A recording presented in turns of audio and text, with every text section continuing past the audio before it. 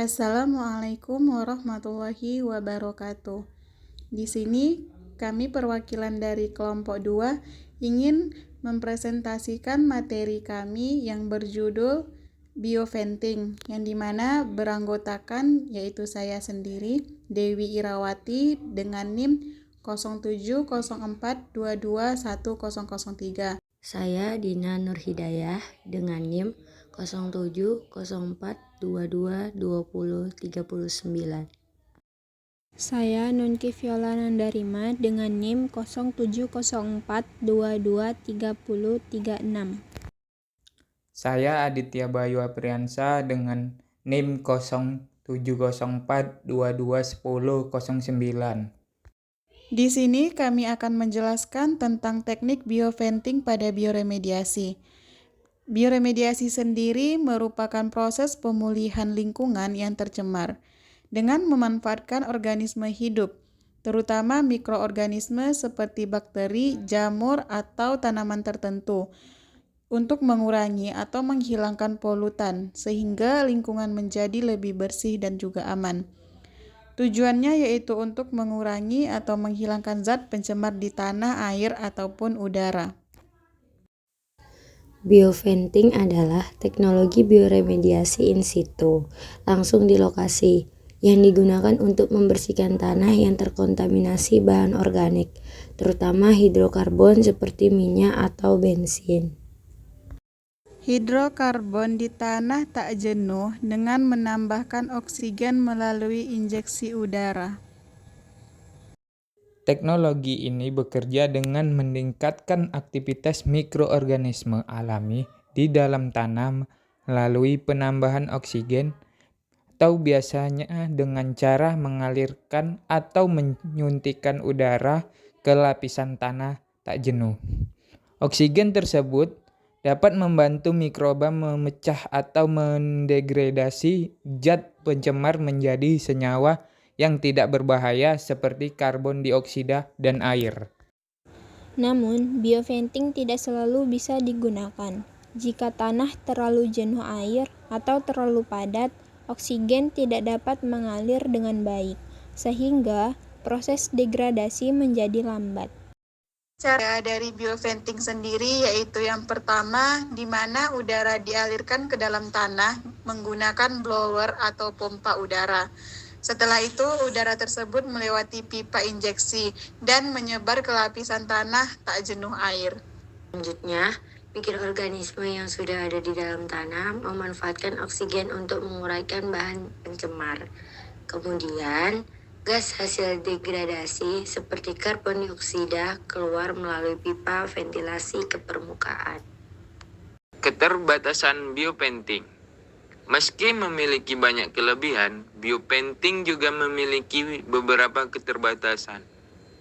Teknologi ini tidak efektif pada tanah yang terlalu jenuh air, karena oksigen sulit menembus lapisan air dan tidak dapat menjangkau mikroorganisme di bawahnya.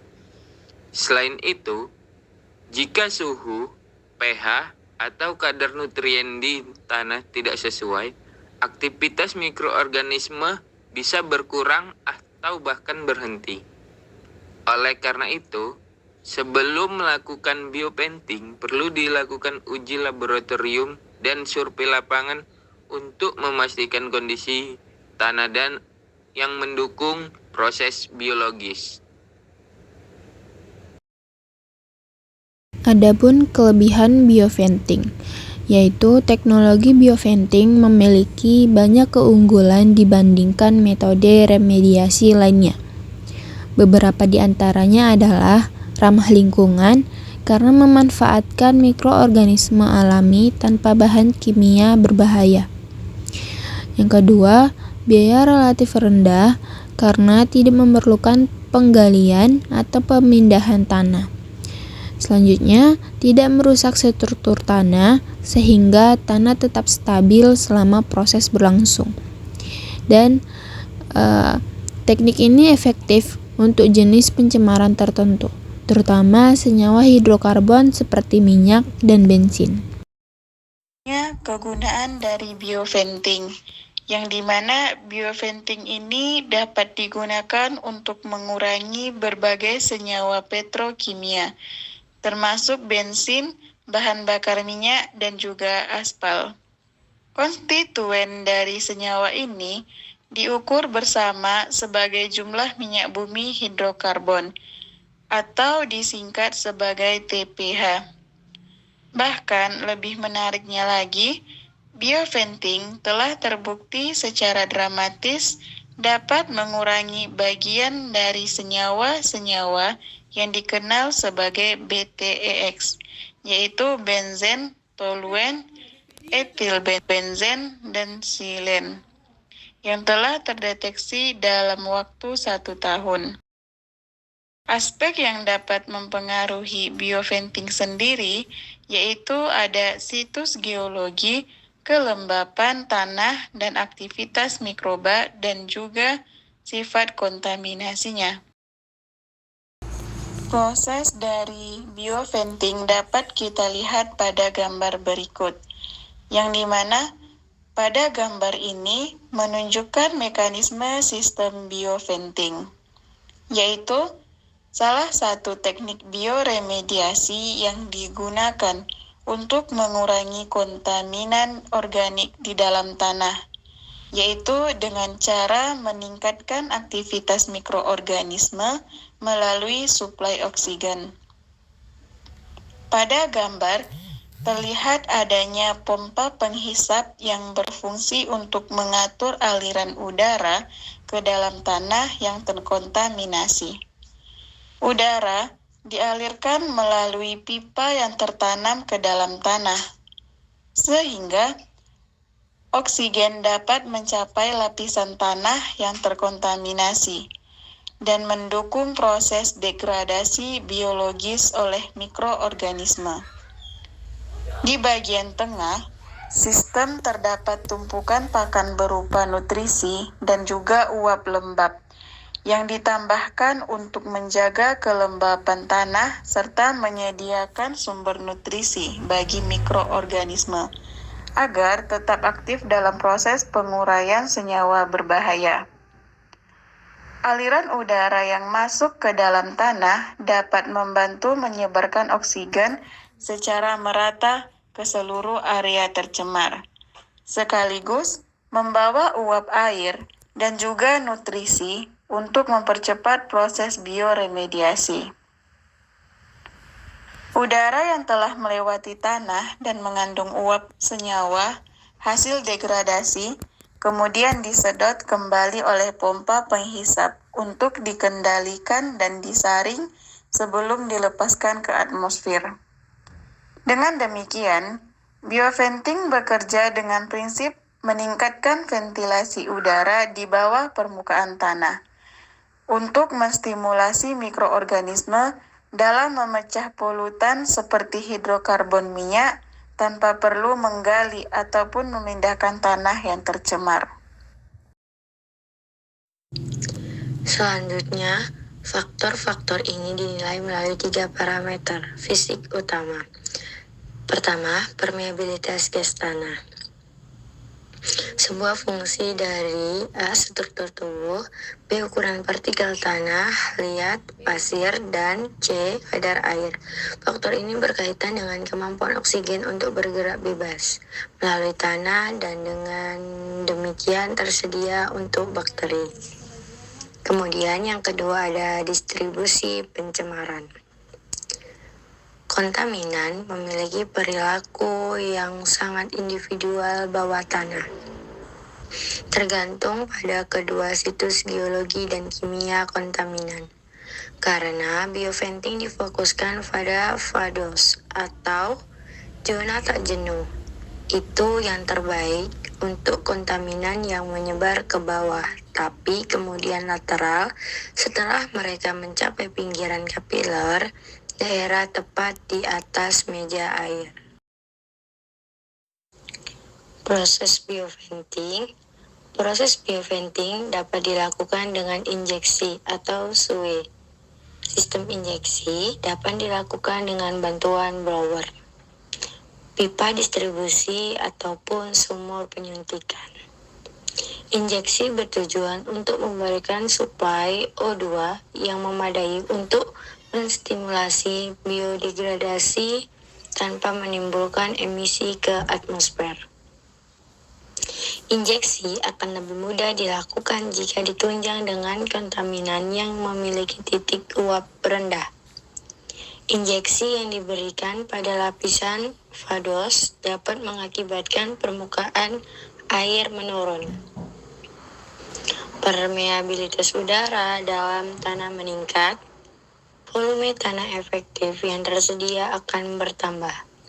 Bahan yang mudah menguap akan berpindah menuju ke fase gas dan selanjutnya berpindah ke daerah yang tidak terkontaminasi. Selanjutnya, proses bioventing dapat pula dilakukan dengan ekstraksi udara. Perlengkapan diletakkan di dekat titik monitoring penyaring gas tanah yang tidak diolah. Kemudian, menentukan tingkat CO2 dan O2 dalam gas tanah dan selanjutnya menyuntikkan udara yang mengandung inert tracer. Seperti gas helium 5 tahun, 24 jam perlengkapan aliran gas dimatikan. Tingkat CO2, O2, dan gas lain ditentukan secara periodik. Pertambahan tingkat CO2 menandakan terjadinya biodegradasi secara aerobik. Pengurangan tingkat O2 yang melebihi waktu menandakan laju utilisasi O2 yang selanjutnya digunakan untuk menghitung kebutuhan debit udara. Jarak antara sumur injeksi didasarkan pada rol di mana jarak maksimum untuk ekstraksi udara atau sumur injeksi memberikan suplai yang memadai untuk respirasi mikroorganisme.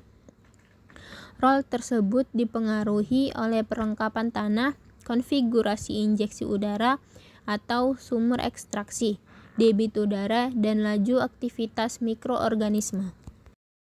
Proses bioventing.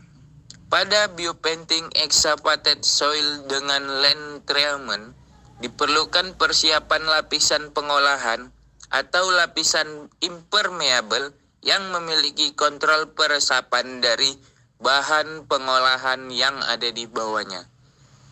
Di samping itu, perlu adanya kontrol terhadap elemen run-on maupun run-off presipitasi.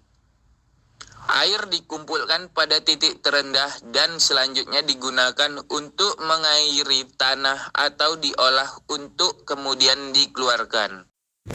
Dengan memanfaatkan kemampuan alami mikroorganisme, bioventing menjadi solusi ramah lingkungan untuk memulihkan tanah yang tercemar.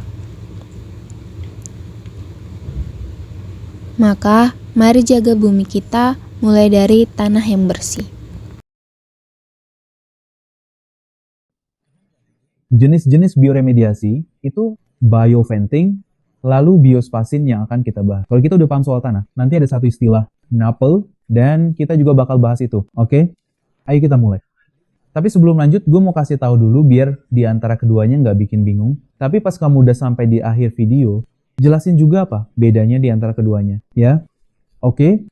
Ayo, lanjut. Jadi, apa itu bioremediasi? Bioventing. Jadi, aku punya video bioremediasi.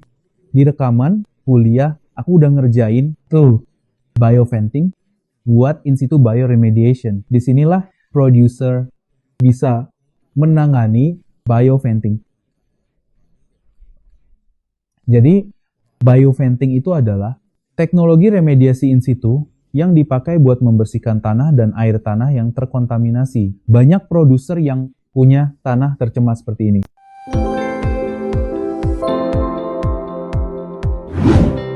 Teknologi pengolahan biologis menggunakan mikroorganisme untuk membersihkan tanah yang terkontaminasi. Biodegradasi adalah teknik remediasi yang digunakan untuk menguraikan kontaminan dengan menyuntikkan mikroorganisme atau nutrien ke dalam tanah dan air tanah yang terkontaminasi. Bioventing meningkatkan aktivitas mikroorganisme dengan menyediakan oksigen lewat sumur injeksi yang dipasang di tanah tercemar dan mengekstrak serta membersihkan kontaminan yang mudah menguap lewat sumur ekstraksi. Teknologi kompos membantu memulihkan tanah yang tercemar dengan mendorong aktivitas mikroba lewat penyuntikan bahan organik dan agen pembentuk struktur ke dalam tanah yang tercemar. Sekarang ayo kita pelajari lebih lanjut tentang biodegradasi, bioventing, dan pengomposan. Teknologi biodegradasi mendorong pertumbuhan dan aktivitas mikroorganisme di dalam tanah dengan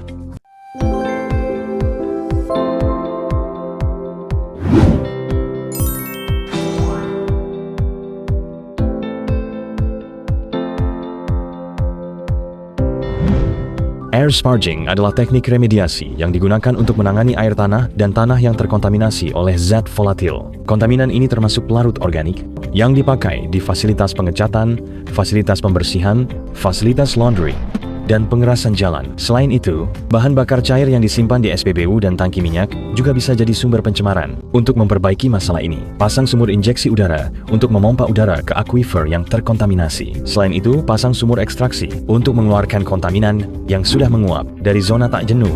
Udara yang dipompa ke sumur injeksi membuat kontaminan di air tanah menguap naik ke tanah di atas muka air tanah. Ini meningkatkan konsentrasi oksigen terlarut dan merangsang aktivitas mikroba untuk memecah lebih banyak kontaminan.